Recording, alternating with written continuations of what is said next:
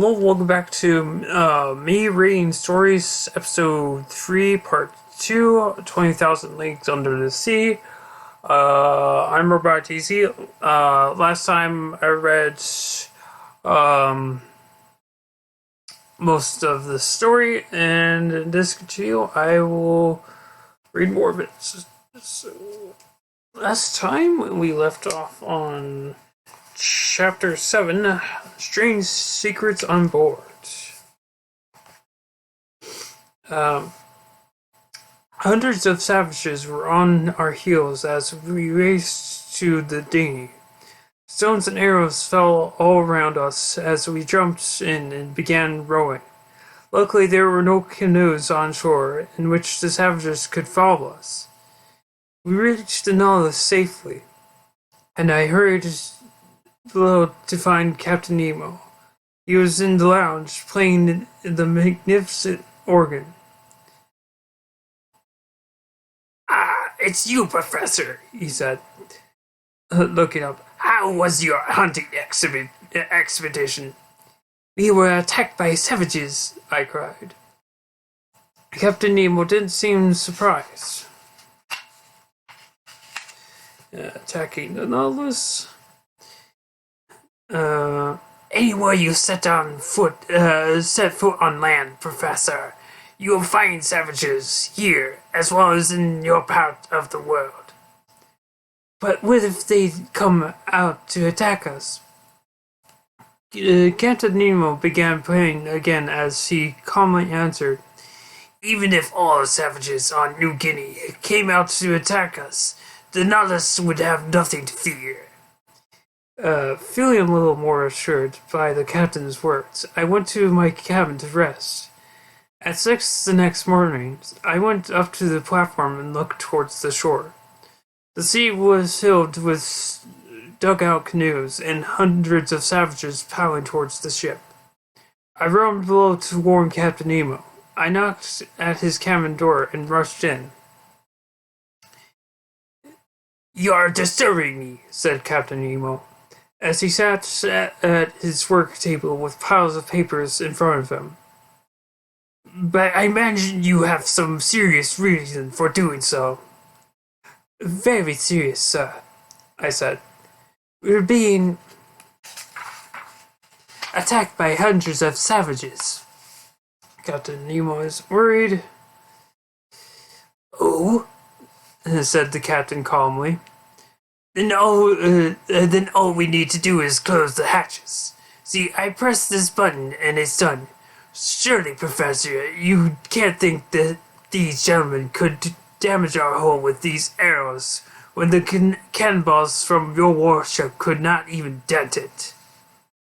Then he returned to his work and I to my cabin. All day and night I could hear the savages walking about on the platform, laying out blood-curdling yells. At 2:30 the next afternoon, Captain Nemo came into the lounge and announced that the tide had risen and freed us from the reef. We would renew our air supply and set off. "But what about the savages?" I asked. Won't they come below when you open the hatch?" "Monsieur Atarax, no one can get down that hatch if I don't want them to. But of course you don't understand. Come with me." A powerful electrical shock. I followed the captain along the gangway to the ladder leading up to the hatch. We stood looking up as the hatch sprang up. Immediately, 20 horrible faces glared down at us. One of the savages grabbed onto the ladder to start down, but he was thrown back by some strange force. He ran off cursing and jumping about wildly. 10 more savages tried grabbing the ladder and ran off screaming the same way. I realized then that this was not just a plain iron ladder. It was an electrically charged one, and anybody touching it against the captain's wishes would get a powerful shock. No wonder they were off screaming. And so the Nautilus, free of savages and freed from the reef, began moving once again. 2 weeks later, we were in the Indian Ocean, 600 miles west of Australia. Captain Nemo grabs the telescope. One morning, when we surfaced for air, I went up on the platform. The first mate was there scanning the horizon, as he did every morning. Suddenly, he called down the hatch in an excited voice. Almost instantly, Captain Nemo appeared on deck. He began looking at something on the horizon through his telescope. I put my own telescope to my eye, but before I had the chance to focus the lens, it was abruptly snatched out of my hands. I turned around and saw Captain Nemo standing before me. His eyes were flashing angrily, his body was rigid, and his fists were clenched. But he wasn't looking at me. He was gazing at something on the horizon. After several minutes, his unusual calm returned and he spoke. Monsieur Adirax, I must lock you and your companions in the cell for a while. Can you tell me why? I asked, puzzled.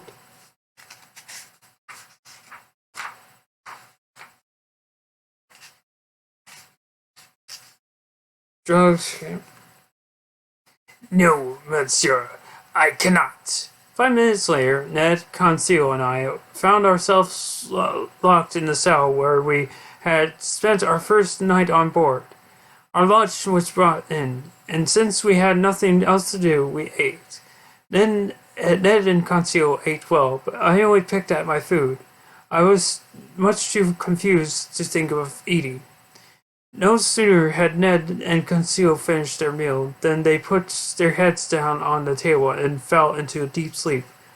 I felt my brain become drowsy, but I tried hard to keep my eyes open. A painful thought suddenly crossed my mind. Some sort of sleeping powder had been mixed with our food. Locking us in this cell wasn't enough to keep us from knowing Captain Nemo's secrets. We had to be put to sleep too. My eyelids closed like lead weights. I fell into a death-like sleep filled with wild, terrifying dreams.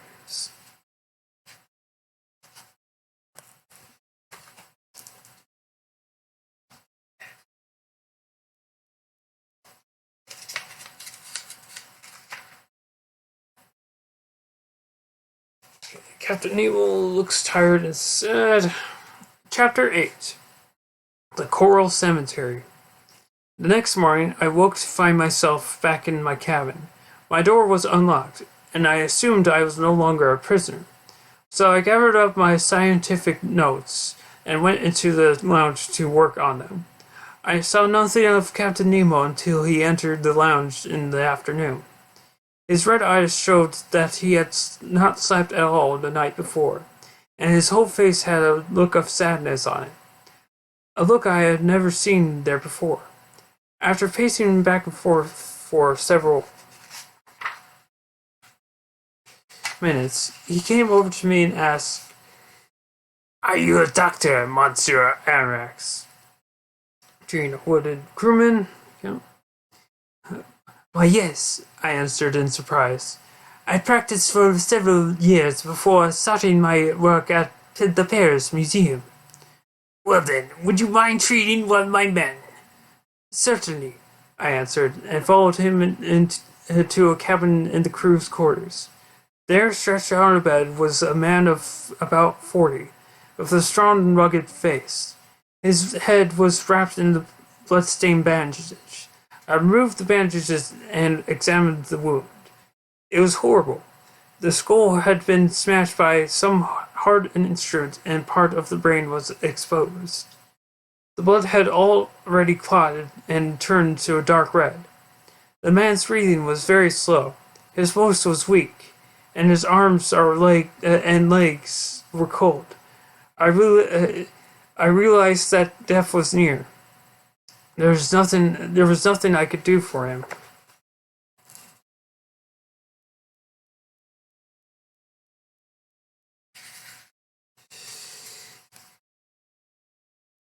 except to put a fresh bandage on his head. He'll be dead in 2 hours. Okay. But I couldn't help but wonder if there was some connection between this wounded crewman and the mysterious events of the night before. When I asked Captain Nemo how the man was wounded, he answered me very sharply, "That is no business of yours. I am only concerned with his chances." "He'll be dead in 2 hours," I said. And Captain Nemo clenches his fists and his eyes filled with tears. How strange to see this man cry. I never believed he could. I didn't see Captain Nemo again until the next morning. I had started to ask him about the dying man when he broke in, inviting the 3 of us to go on another underwater excursion with him. Now Ned and Conseil were so eager to say yes that I had no further choice to speak to the captain. Within half an hour, we were all in our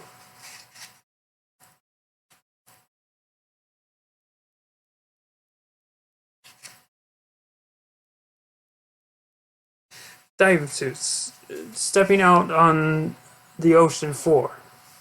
The Coral Kingdom. Captain Nemo led the way, and a dozen crew members followed behind us. A gentle slope led us 90 feet below the surface, where I got my first glimpse of the Coral Kingdom. Coral is the skeleton of a tiny jelly-like sea animal called a polyp. These polyps live in colonies, and their skeletons slowly build one upon the other, sometimes forming reefs and islands. Here, the coral formed a stone forest beneath the sea.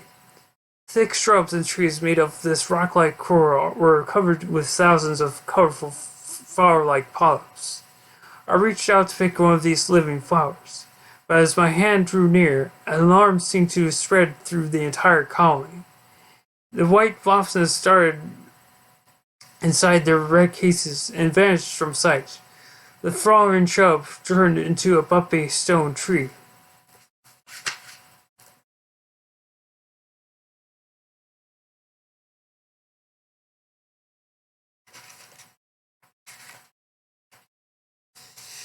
Digging a grave in the Coral Kingdom. We continued heading downhill until we reached a depth of 1,000 feet. Here, the coral formed stone trees connected to each other by beautifully colored vines. Beneath our feet, smaller varieties of coral formed a carpet of flowers that shone like dazzling jewels.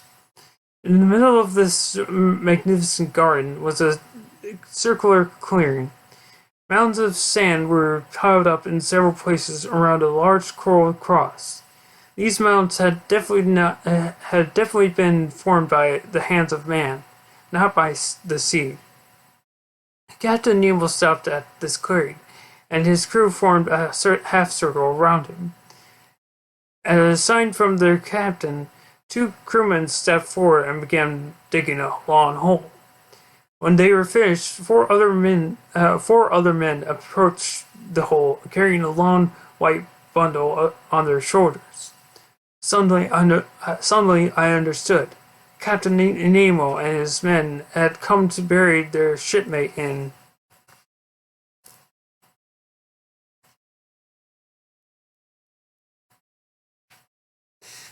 their own private cemetery on the ocean floor. Funeral on the ocean floor. As soon as the body was placed in its grave and covered over, Captain Nemo and his men knelt down to pray. Ned Conseil and I knelt too. After several minutes with our heads bowed, the funeral procession started back to the Nautilus. Once we were on board, Captain Nemo explained that the wounded man had died during the night. We have buried him in our peaceful cemetery," he said. "The coral will now seal his grave forever."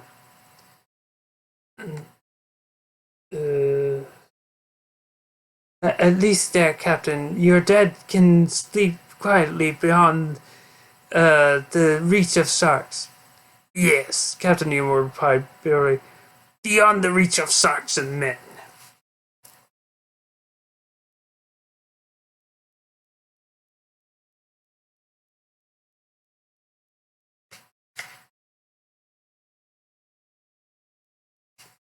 Uh, I have Ceylon, Ceylon. I'm sorry if I mispronounced that. It's Ceylon. Chapter 9, Pearls and Sharks. February began, and we were almost halfway through the Indian Ocean, approaching the island of Ceylon. Uh, uh, Again, I'm sorry if I'm mispronouncing that. At the tip of the Indian Peninsula. I was in the lounge of one morning reading a book about Ceylon, and when Captain Nemo joined me. Ceylon is famous for its pearls fisheries, he said. Would you like to visit one of them? I certainly would, Captain, I replied. Fine. The fishing season does not begin until March, so we will not see any fishermen, but you will enjoy it just the same.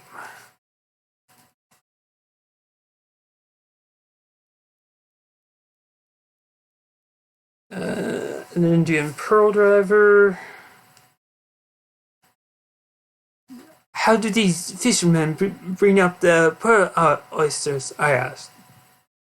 Their methods are quite primitive, I'm afraid.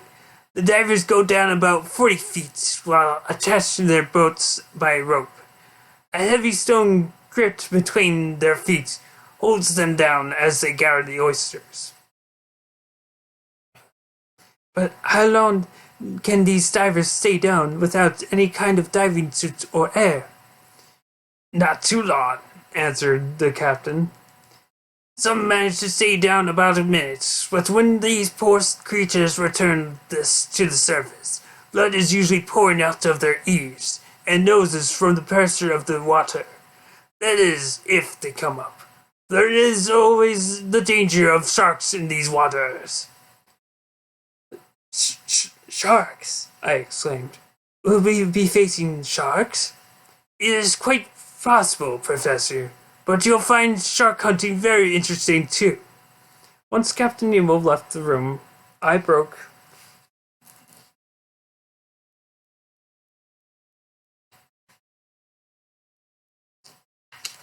out into a cold sweat. Think about sharks. Sharks. I wiped my forehead and picked up my book on Ceylon again. I tried to concentrate on the worlds, but between every line, I kept seeing the terrifying wide open jaws of sharks, and you just hear Jaws music playing. Dun, dun, dun, dun, dun, dun, dun, dun, dun, dun, dun. I've actually never seen that movie. I just only know like the theme. So, all right. It's just then, and Conseil burst in. We have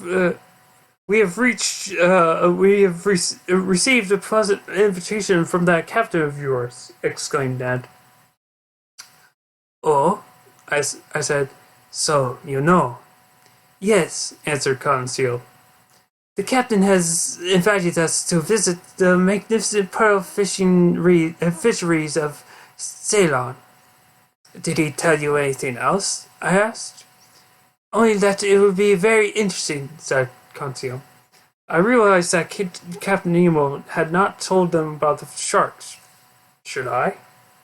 But at the moment, Conseil asked me how oysters made pearls, and I was grateful for the chance to take my mind off sharks for a while. So I began my lesson on pearls.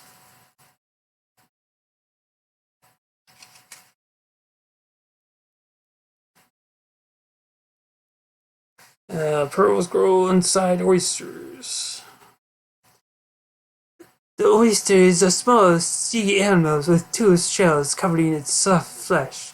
Sometimes this tiny sea creature, a grain of sand, finds its way inside these two shells and rubs against the oyster's flesh. To protect itself, the oyster forms a hard covering over this object. Layer upon layer of this covering is built up over a period of years, and a shark is formed. A shark? Cried Ned.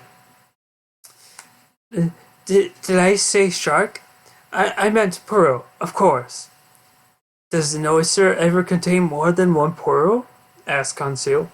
Yes, my boy. Some oysters have contained several sharks. You mean pearls? Exclaimed Conseil. Yes, of course, pearls. By the way, are you gentlemen afraid of sharks? Me? Answered Ned. A long-time harpooner? It's part of my job to laugh at them.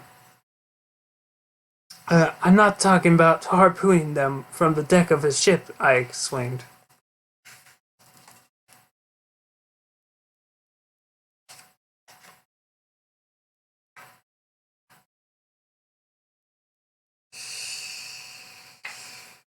A useful weapon. You mean we're going to... But Ned couldn't finish his question. That's right, I said. Underwater. And what about you, Conseil? If Monsieur is willing to face sharks, then his faithful servant will face them too.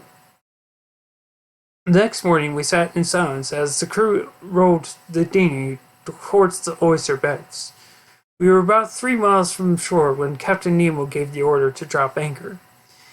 As we were putting our diving suits, Captain Nemo handed me a steel knife. This will be more useful to you down there than a gun, he said. Ned and Conseil had knives too. In addition, Ned carried an enormous harpoon. The crew helped us over the side of the dinghy, and we followed Captain Nemo along the ocean floor. Pearl oysters by the millions clung to rocks all around us. We were all anxious to begin filling our sacks with these.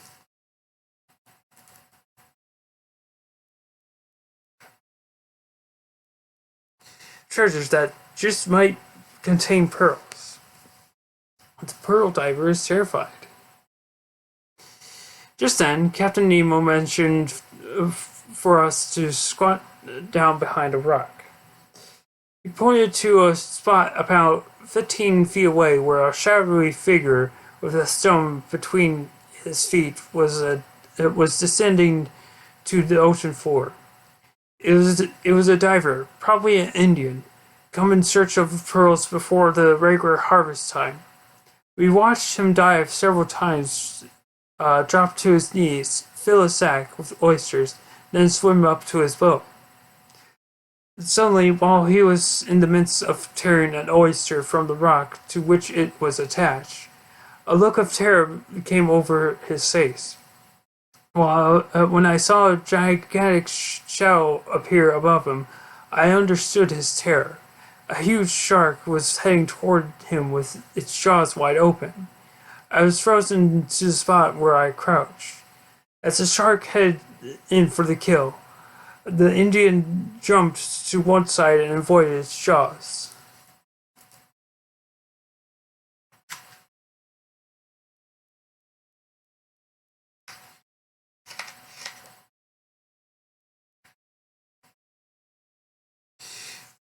Captain Nemo fights the shark like a boss.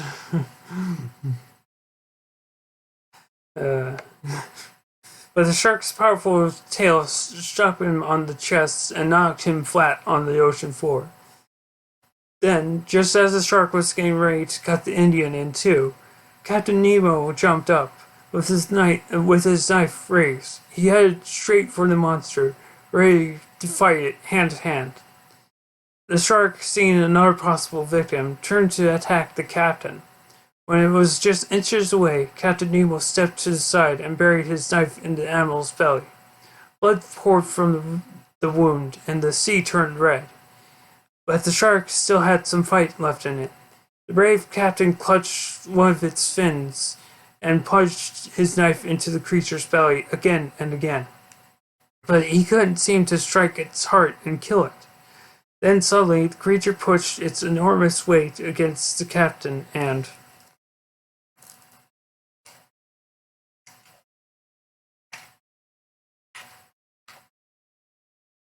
knocked him to the ground. Ned attacks. The shark's jaws opened, ready to cut the captain in two. But at that instant, Ned leaped forward and hurled his harpoon. The shark thrashed about with terrifying fury. Then it was still. Ned had struck its heart. Captain Nemo got up immediately and went over to the Indian. He took him in his arms and swam up to the surface with them. The three of us followed them up to the fisherman's boat. Captain Nemo gave the man artificial respiration, and he soon opened his eyes. How surprised he must have been to see 4 helmets bending over him. But he must have been even more surprised when Captain Nemo put a bag of pearls into his trembling hands. Where had his luck come from? We then left the puzzled Indian and made our way back to the dinghy. The moment Captain Nemo's helmet was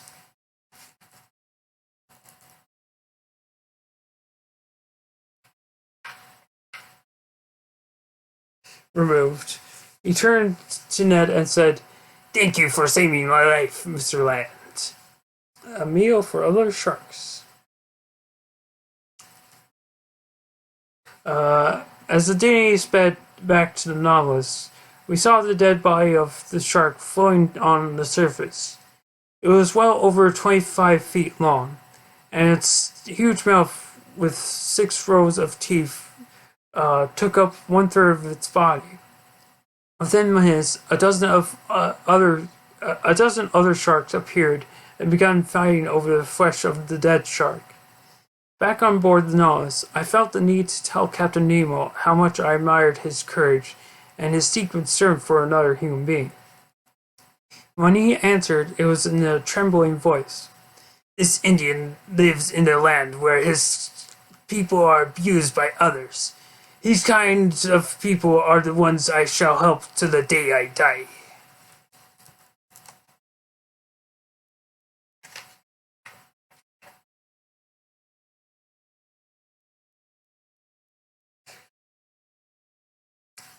The Red Sea is a dead end. Chapter 10, an undersea tunnel. Once Ceylon was behind us, the Nautilus steered due west across the Arabian Sea.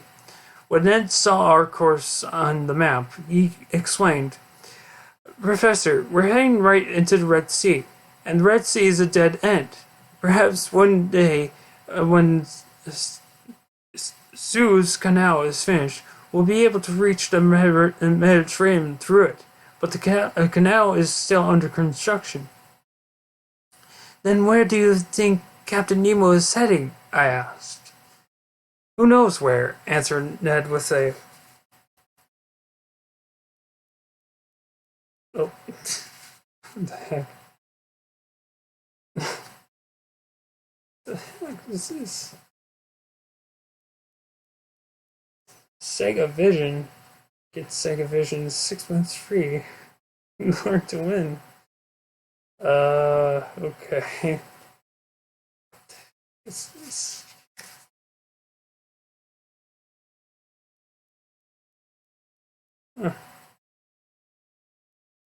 Okay.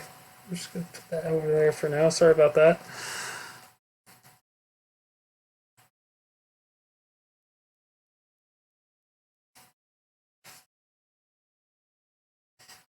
Who knows where? Who knows where? Answered Ned with a shrug. Underneath the Red Sea. All I know is we've been prisoners here for 3 months. It's got to end. "Ned," I said calmly, This is not yet the time to think of escape. Perhaps when we get closer to European waters. But Ned didn't let me finish. He left the room muttering, "A man can't go on like this, living without his freedom." I looked at the map again. Why was Captain Nemo taking us into the Red Sea when there was no way out but the way we had come in? I had no answers, so I simply made good use of my time observing the sea through the crystal clear waters. I saw marvelous shrubs of dazzling coral and huge rocks covered with a green fur of seaweed. How many new types of colorful fish, flowers, and plants appeared before me? At noon on February 9th, we were cruising on the surface when Captain Nemo came up to the platform. "Well, Professor," he said,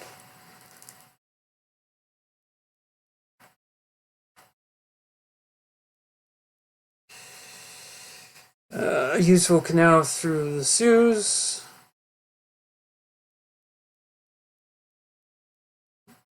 "How are you enjoying the waters of the Red Sea?" The Nautilus is a remarkable boat for such a study, I replied. It certainly is centuries ahead of its time. What a pity that such a secret will one day die with its inventor. Captain Nemo gave me an icy stare but said nothing. I thought it's best to change the subject. So I asked him if he had ever been in the Red Sea before. "Yes, monsieur," he replied. "All the way up to the northern end where the Suez Canal is being built." "And would the Nautilus be able to use the canal once it's finished?" I asked. "I'm afraid I cannot risk having the Nautilus seen. However, the canal will be very useful to the rest of the world. By connecting the Mediterranean to Red Sea and then to the Indian Ocean, your countryman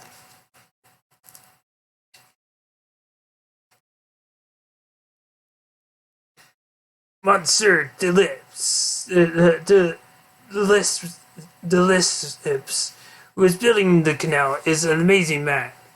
People laughed at him and stood in the way of this project, but his genius finally won." We must go around Africa. Yes, Captain, I agree, but I still don't understand why we have to enter the Red Sea. "To reach the Mediterranean, of course, Professor. Which we shall do the day after tomorrow."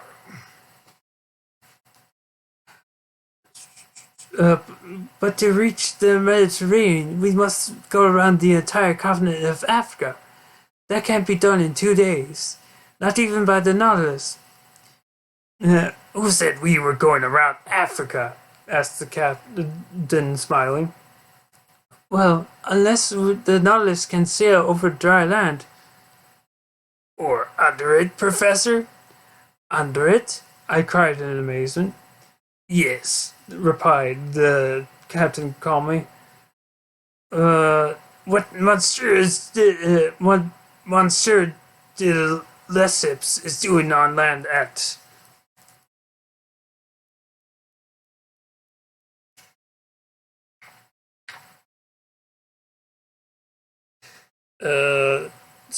Suez, digging a passage nature has already done below the ocean floor.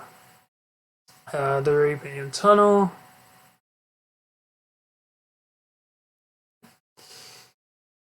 You mean there's an underground passage at Suez? I gasped. "Yes," said the captain. "I call it the Arabian Tunnel. You see, Monsieur Irex, the land at Suez is covered with sand, but this sand is only 150 feet deep. Below it is a layer of solid rock. In this rock, nature has made the tunnel." I can hardly believe my eyes, my ears, Captain.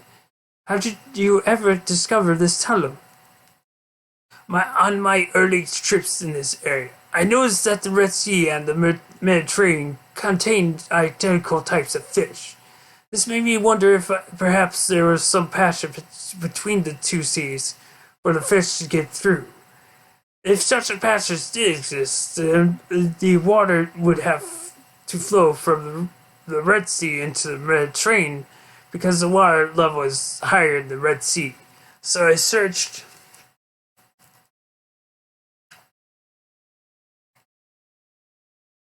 for this passage, found it, and traveled through it. And very soon, Professor, you too will travel through my Arabian tunnel. The biblical Mount Sinai. When I told Ned and Conseil about this tunnel, Ned laughed. I never heard of an underwater tunnel connecting two seas, he said. But right now, I'll believe anything that would take us into the Mediterranean and closer to civilization, for then we might have the chance to escape. On the evening of February 11th, the Nautilus approached the Gulf of Suez. We were cruising on the surface, and I could see clearly the high mountain known in the biblical times as Mount Sinai. It was there that God gave Moses the Ten Commandments. Captain Nemo informed me that we were close to the mouth of the tunnel and the Nautilus was preparing to dive. The tunnel is difficult to enter, he said. So I stay at the helm throughout the part of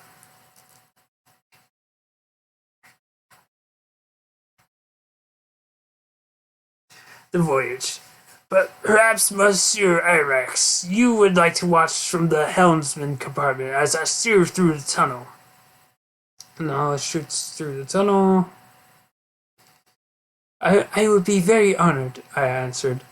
We entered a compartment about 6 feet square. Through the thick glass, I saw high walls only a few feet from ears high of us. Captain Nemo didn't take his eyes off these walls for an instant. Soon I heard a strange rumbling sound. It was the sound of water rushing down the sloping tunnel from one sea into the other. This current sent the Nautilus shooting forward at an unbelievable rate of speed. For 20 minutes, my heart beat excitedly as the narrow walls of the tunnel sped by. Then we gradually slowed down. Captain Nemo finally turned to me and said, Professor, the Mediterranean.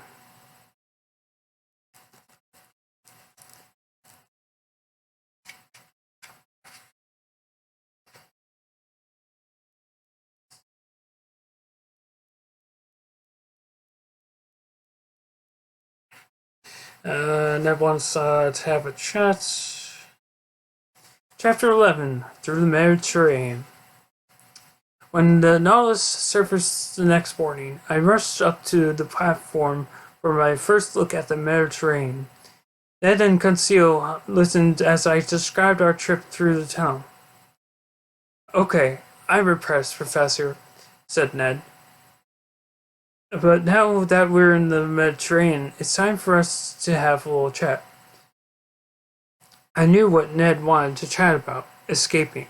I realized how badly he wanted his freedom, but the scientist in me wanted to stay on board the Nautilus. I had almost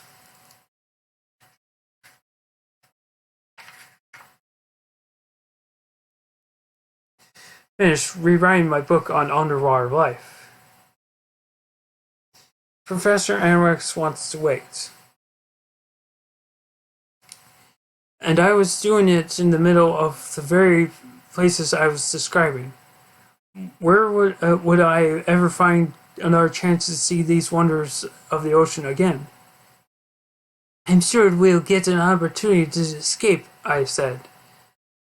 Why not wait until we're near to France or England or America? But we're near some civilized countries right now, said Ned. We may not get the chance later. I guess you're right, I admitted with a good sigh. But the opportunity must be a good one. If our first attempt doesn't succeed, we won't get a second one. Captain Nemo will see to that. The best time will be some dark night when the Nautilus gets near to the coast of Europe, said Ned. I don't think you can count on Captain Nemo getting close to any coast, I said. You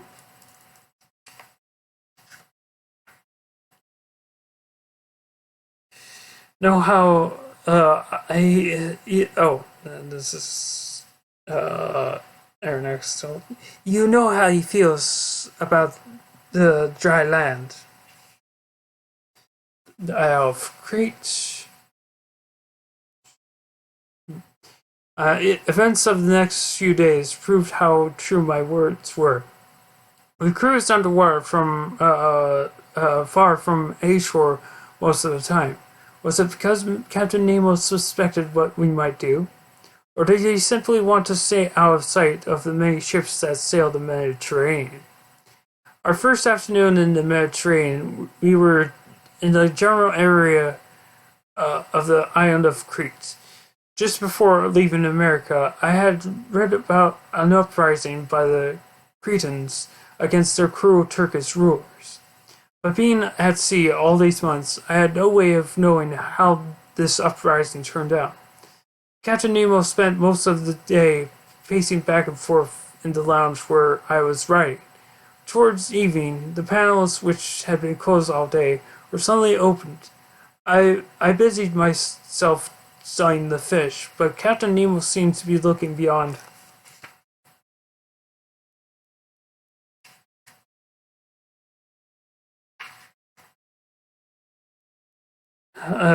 Beyond them.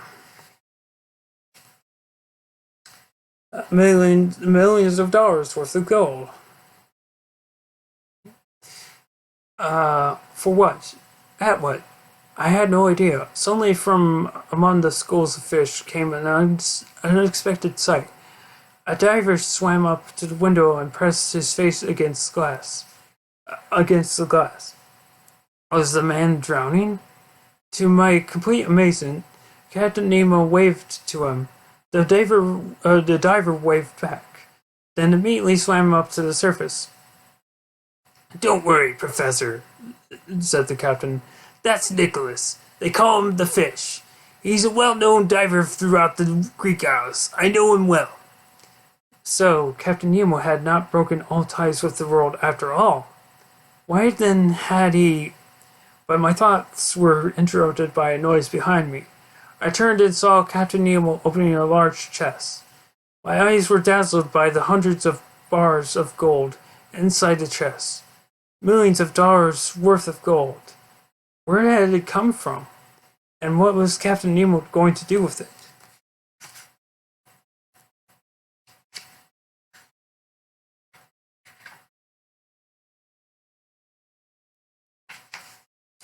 Grim wrecks beneath the train. I stood dumbfounded as four crewmen entered and began pushing the heavy chest out of the lounge. Soon I heard some pulleys in the companionway, lifting the chest up to the hatch. Then the Nautilus serviced. Captain Nemo turned to me, said good night, and left the room. The next day, we sped underwater through the Mediterranean at an unbelievable rate of speed, 300 miles per hour. Trying to surface the dinghy and escape at that speed would have been suicide. So Ned's plans had to wait. What little I saw of the Mediterranean steppes shocked me.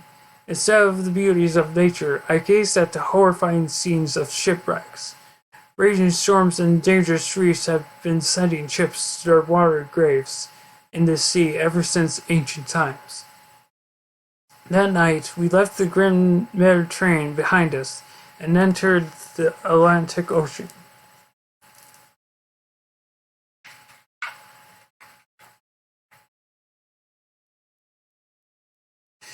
Escape is in such a rough sea. Chapter 12. Captain Nemo's treasure. When we surfaced for air the following morning, we were in the Atlantic about 12 miles off the coast of Spain. Ned cornered me alone on the platform and whispered, Our opportunity has come. Tonight at 9, we'll escape. You are to wait in the library until you get my signal. But the sea is quite rough, I said, hoping desperately to change his mind. I know, said Ned, but that's the risk we'll have to take. For all we know, by tomorrow the Nautilus might be hundreds of miles out.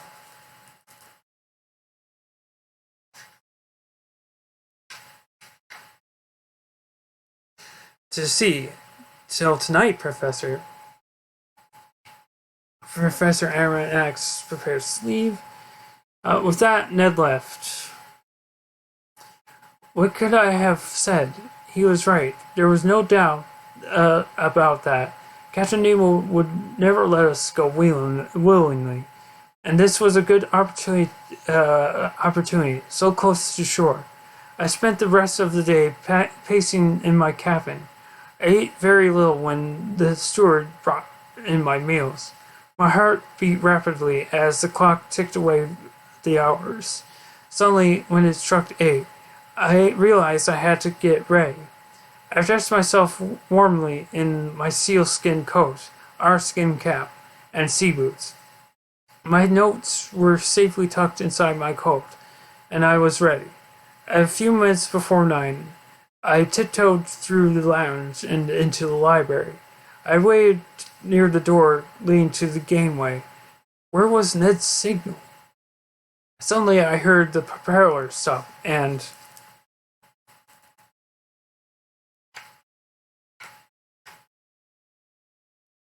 felt a slight bump. Treasure on the ocean floor. The Nautilus had come to a rest on the ocean floor. I became uneasy. What had gone wrong? There was no signal from Ned, and I wondered if he. Just then, the door opened and Captain Nemo entered. He asked me to follow him into the lounge. My legs were weak and my hands trembled as I obeyed him. Had he discovered our plan? Where were Ned and Conseil? What was he about to do with me? The darkness in the lounge hid my fears from the captain. I was grateful for that. He led me to the panels and quickly opened them. The sea was lit up all around us, revealing a graveyard of old wrecked ships. Several members of the crew and their diving suits were walking among the wrecks, lifting open chests and scooping up objects from the ocean floor. I looked closer and discovered that these objects were coins, jewels, and bars of gold and silver.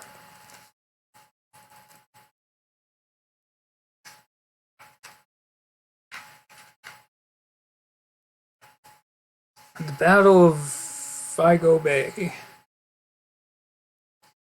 One after another, the crewmen brought the treasures back to the Nautilus, then returned to the ocean floor for more.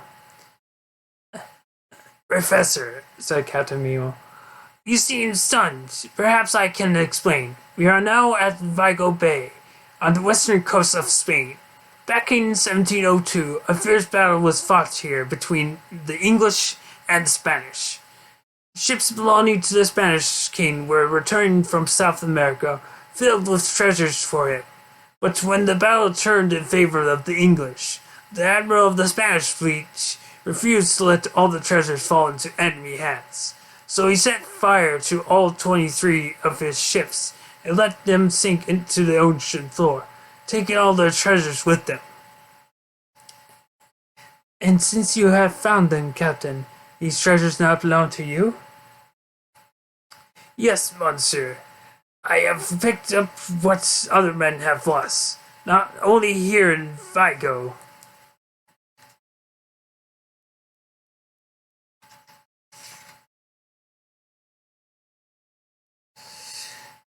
Bay, but at thousands of other shipwrecks around the world. Now do you understand, Professor, how I came to be a billionaire? I don't use this wealth for myself. But this wealth belongs to other men, to other countries, I protested. Do you think I use this wealth for myself, Professor? He snapped angrily. What makes you think I don't make good use of it? Don't you think I know that people are suffering on Earth? Poor people to be helped, victims to be avenged. Don't you think I...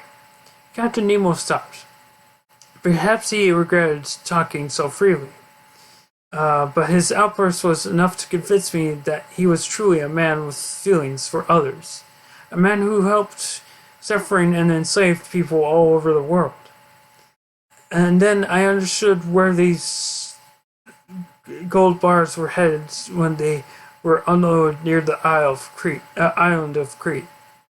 It was to help the Cretans fight for their freedom.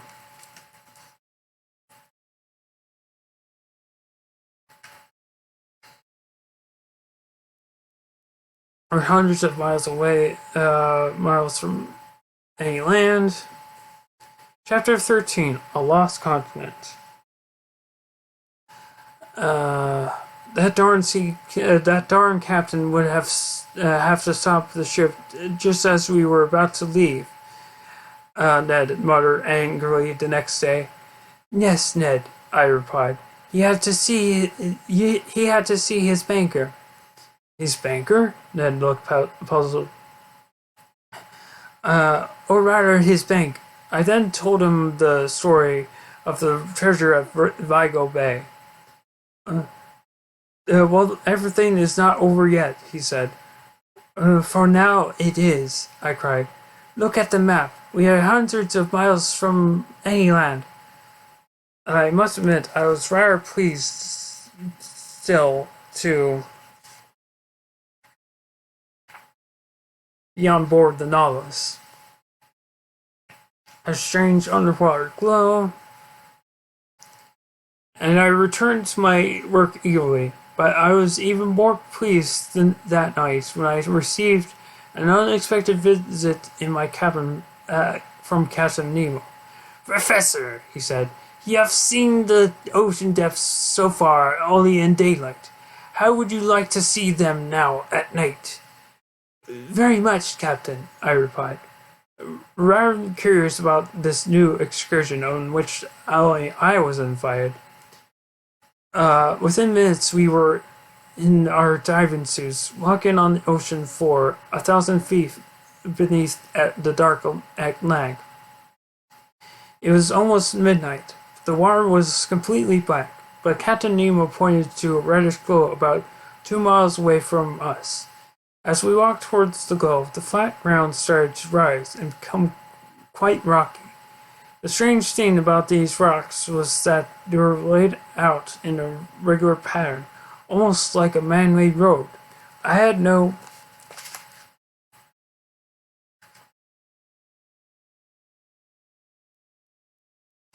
way of questioning Captain Nemo about it, for I didn't know the sign language he used with his crew underwater.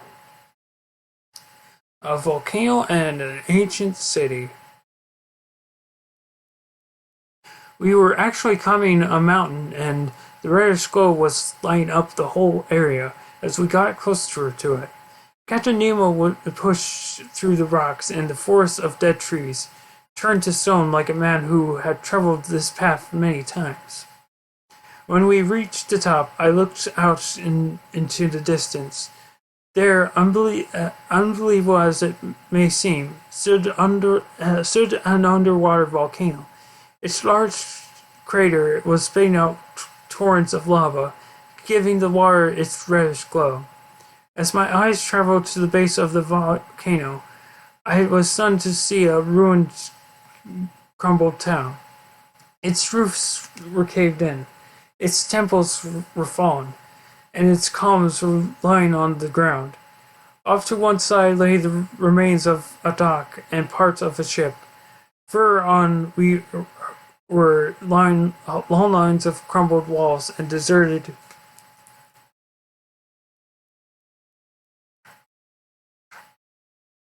streets.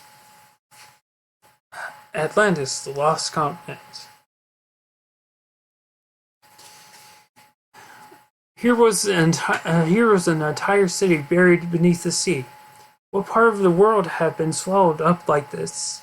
I had to know. I tugged at Captain Nemo's sleeve and pointed. He picked up a stone and went over to a black rock and wrote a single word: Atlantis. Suddenly everything became clear. This was the ancient continent which once stretched from Africa to America. It is supposedly struck by a giant earthquake, and in a single day it sank into the sea. Many historians believe Atlantis was only a legend, but here I was, standing on a mountain of this lost continent, touching ruins thousands of centuries old. Would this volcano one day bring these sunken ruins back to the surface again? And would this miracle of the past be revealed to man? My head was spinning with these thoughts as we returned to the Nautilus.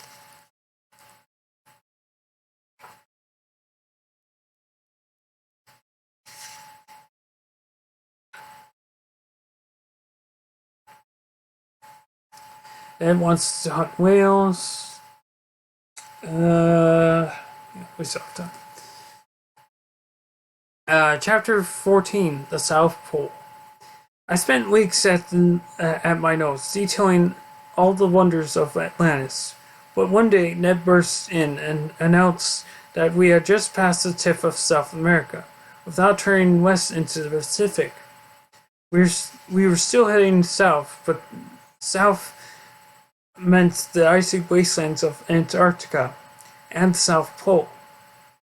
We ran up on deck to ask Captain Nemo. Just as we climbed out of the hatch, Ned spied a herd of whales a mile from the ship. Can I go out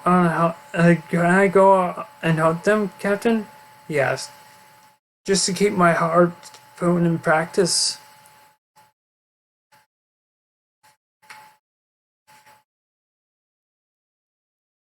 Black whales are not for hunting. Mr. Land, replied the captain coldly, those are kind, playful black whales. They have enough trouble surviving attacks from their natural enemies, the sperm whales.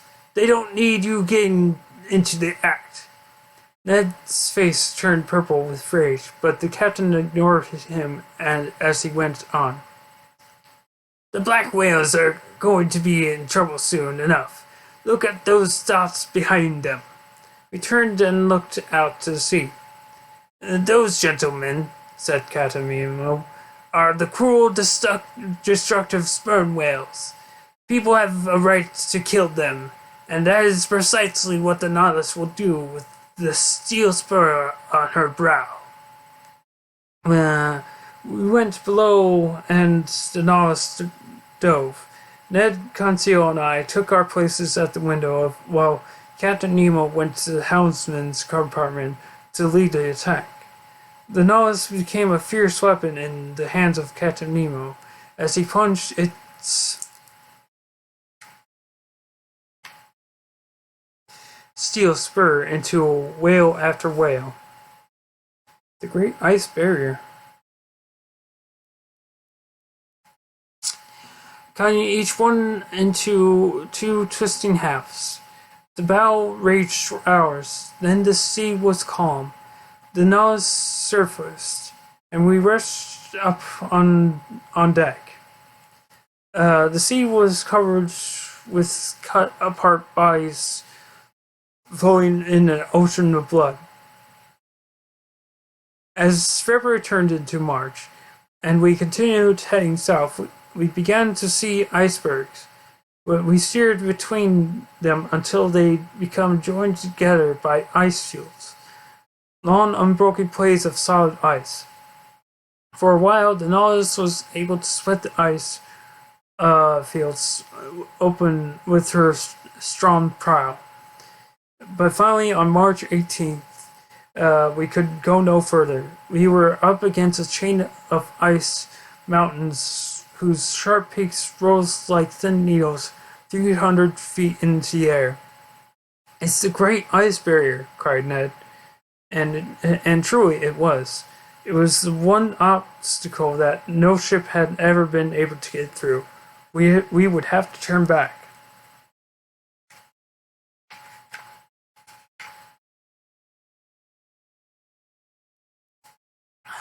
An iceberg above and below. But as I looked back, I saw that was impossible too. All the passages behind us had frozen together, closing us in. "We're trapped, Captain," I cried.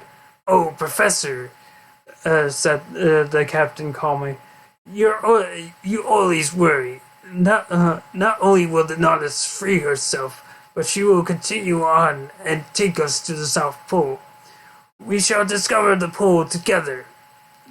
Where others have failed, I, Captain Nemo, shall succeed." "I'd like to believe you, Captain," I replied.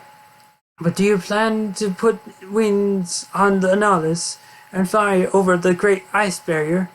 "No, Professor, not over it. Under it." Suddenly, I realized that this just might be possible.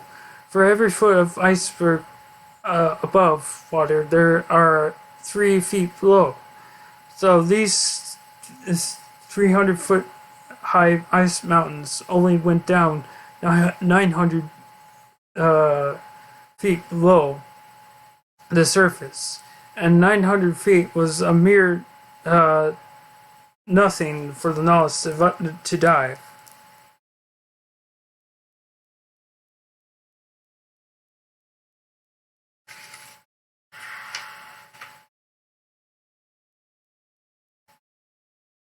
Surfacing near the South Pole, Captain Nemo ordered everyone below, and the Nautilus started down. Sure enough, when we reached a depth of 900 feet, we floated freely in the water. For the next 3 days, we sailed underneath the ice, but continued on our southerly course. We finally surfaced on March 21st. All of us rushed up on deck. A few icebergs were scattered here and there, but the sky was full of birds and the water full of fish. At 37 degrees, it felt like spring. Are we at the South Pole?" I asked. "I'll take our position at noon and know for sure," answered Captain Nemo. "If at noon the sun is cut exactly in half, when we look at the northern horizon, then we will be at the South Pole." So the Nautilus cruised slowly on the surface for several hours until we reached a mass of rocks surrounded by a beach. The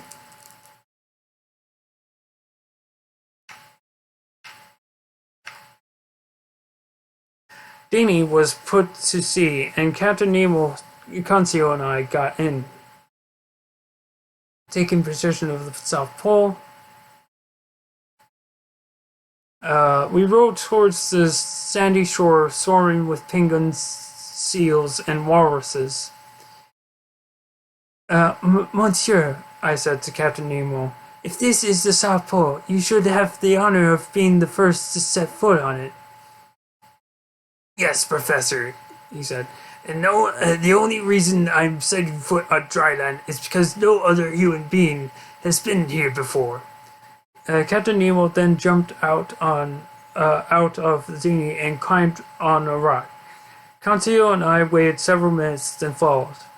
I checked my watch. It was noon. Captain Nemo lifted the telescope and pointed it to the north. Then he announced solemnly, "Today, March 21st, 1868, I, Captain Nemo, reached the South Pole. I now take possession of this part of the world." And then he unrolled a black flag with a gold N on it and planted it in the rock.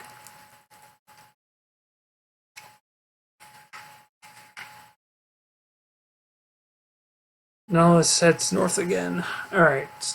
And then that'll be it. Then I will leave it on chapter 15. trapped beneath the ice. Let's just go ahead and leave our place.